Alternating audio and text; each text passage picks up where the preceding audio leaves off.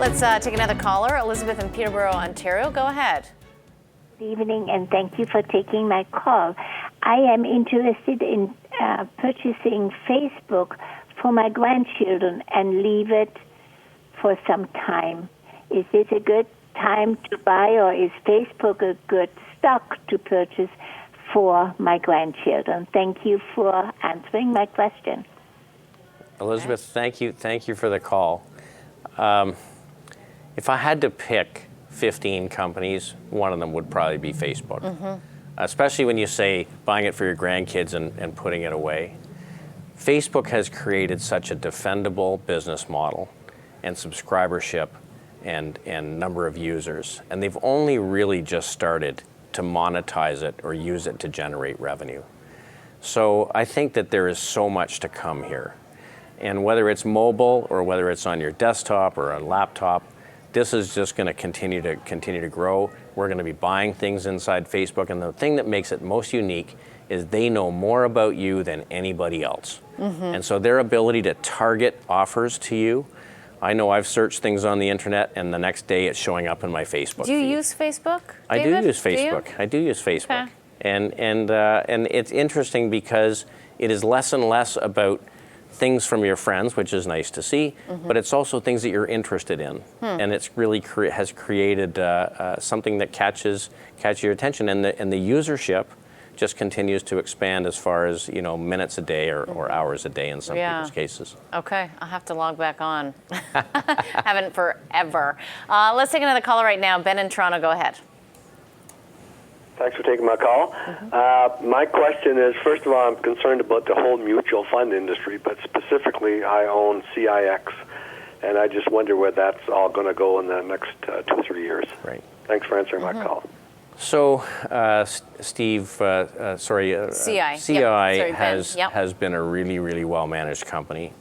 They managed to do what most other mutual fund companies haven't done. Independent mutual fund companies, they competed very effectively against the banks, who obviously have an advantageous position with their reach.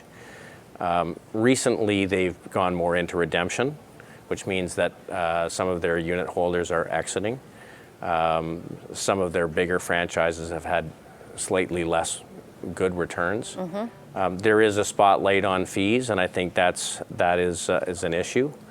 But the banks are doing a very, very effective job. Now, I think the swing factor is that because the U.S. market has become much more attractive and global markets people are very interested in, companies like Fidelity are really making inroads, I think, into CI's business. Now, if you take a long-term view that I have right now, that equity markets are likely to do very, very well over the next number of years, I would say that CI will likely be okay. The problem is technically, it hit basically, it's close to a 52-week low. And that's just not what I would do. So I prefer to see somebody whose share price is performing well to begin with, where you see not redemptions, but you see net adds. We're gonna talk about one today in the top picks. But I think the asset manager is a good business. I just think that CI right now is a bit of a wait and see. All right, let's take another caller right now. Steve in Ottawa, go ahead. Hi, David. I'm curious about the U.S. rail sector and in particular CSX, but I'm a little bit worried about commodity exposure. So I'm wondering if you could comment on that. Thanks. Okay. So CSX, $25 billion company operating through 23 states in the U.S. Rails and transports led to the downside in the correction that started last March, April. Transports have made a nice turn and are behaving much better. If you look in Canada, CP and CNR have both had great rallies off the lows and are behaving quite well. I like the rail industry as a whole. If you think that energy prices can remain relatively low, truckers can be competition to rail. When energy prices are high, rail tends to do much better. So I think that there are some headwinds if you think that commodity prices and commodity markets could remain a little bit soft, and I do longer term. But I think that the most important thing is just exposure to the U.S. economy, which I think is slowly going to improve. So CSX, I think, looks okay. I think I would prefer CNR.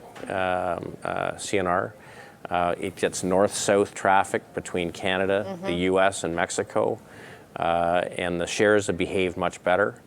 The financials look very strong. They're going to grow their earnings, I think, 13% this year, probably 10% next year. Much more expensive, though, the Canadian rails versus the U.S. rails. It is very expensive, but I think for good reason. They have a higher growth rate. So I like rail. I just prefer probably CN Rail to CSX. Got it. We're going to be back with David Burrows. He's President and Chief Investment Strategist at Barometer Capital Management. He's answering questions about North American large cap companies. You can call us toll free, 1-855-326-6266.